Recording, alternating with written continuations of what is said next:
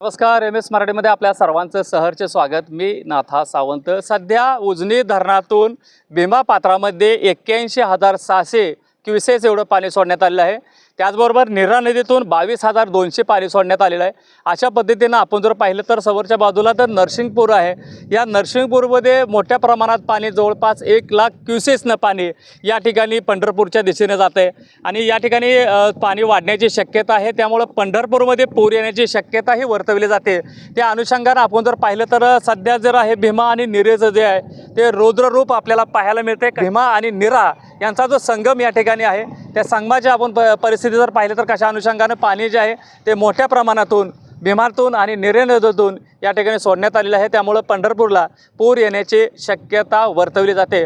अशा अनुषंगाने आपण जर या साईडला बघितलं तर जे नदीचं रौद्र रूप आहे ते मोठ्या प्रमाणात असून जो पाण्याचा सोर्स आहे तो मोठ्या प्रमाणे पुढे मार्गस्थ या ठिकाणी होते। हा अकलूजा जाणारा जो पूल आहे या पुलावरती आम्ही सध्या आलेलो आहोत।